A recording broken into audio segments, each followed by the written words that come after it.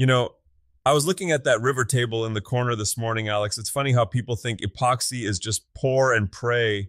They treat it like a magical liquid that cures into a finished piece. But honestly, when that stuff finally hardens, it looks like a frosted bathroom window that's been scrubbed with a brick. That's a generous description. The first time I saw one of your pours right out of the mold, it looked like a skating rink after a middle school hockey practice. Scratched, cloudy, and generally depressing.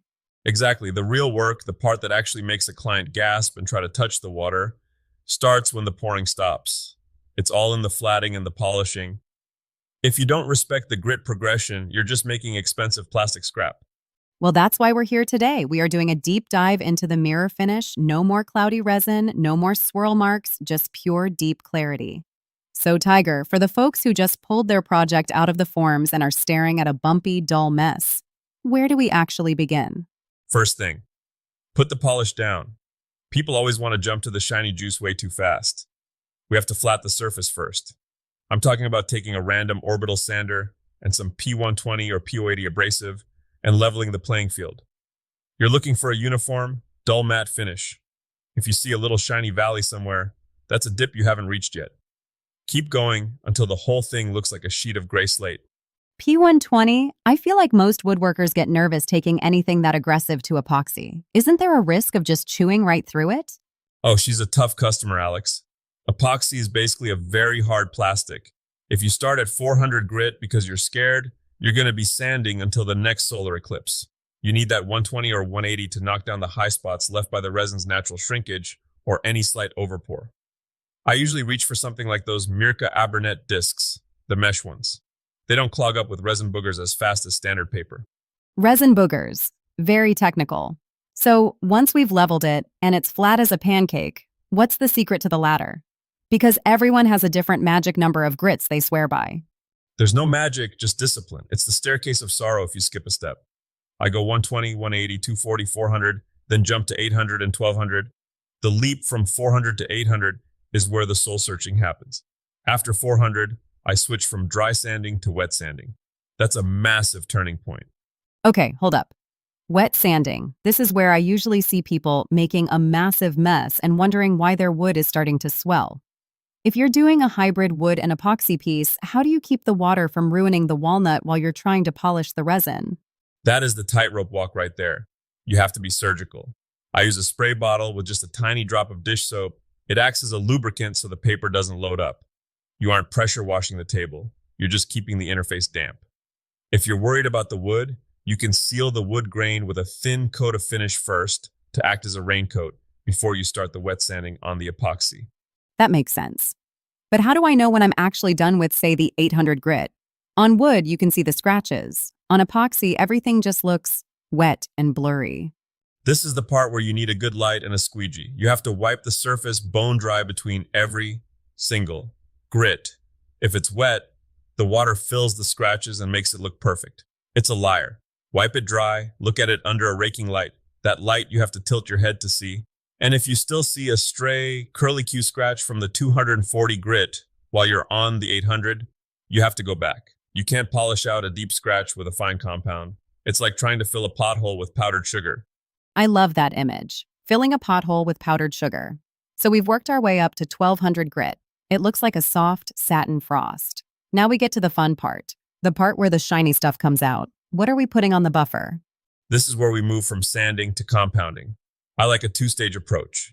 You want a heavy-duty cutting compound first, something like that NW1 white stuff. I use a medium-hard orange foam polishing pad on a rotary polisher. You aren't just moving the paste around, you're using the heat and the abrasive in the compound to burnish that surface. A rotary polisher, not the random orbital we used for sanding? You can use an RO, but a rotary is the heavy hitter. It's got more torque. But a fair warning, keep that thing moving. If you dwell in one spot too long, you'll build up enough heat to actually melt the epoxy. I did that on a charcuterie board once. The resin got soft, the pad grabbed it, and it looked like I'd tried to polish a piece of chewing gum. I bet that smelled lovely in the shop. Oh, like a chemical fire in a nail salon. Not my finest hour. Once the heavy compound has done its job, and you can see a reflection, albeit a slightly blurry one, you switch to the ultra gloss stuff, something like Top Finish 2 with a soft, wavy black pad. At that point, you aren't even pushing. You're just letting the pad dance on the surface. It really is a transformation. It goes from plastic to liquid in about 5 minutes of buffing. But what about the final cleanup? I always see people leaving oily smudges behind with their fingers. Microfiber is your best friend. A fresh, clean, microfiber cloth to buff off any remaining compound.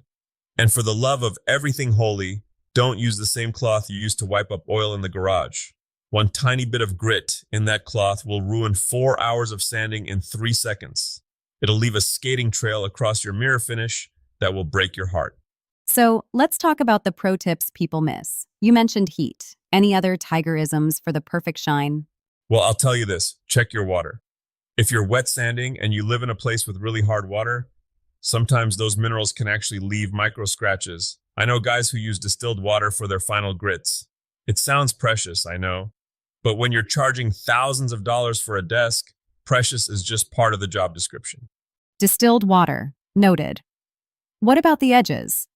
Polishing a flat top is one thing, but how do you handle those crisp corners without rounding them off into a jelly bean shape?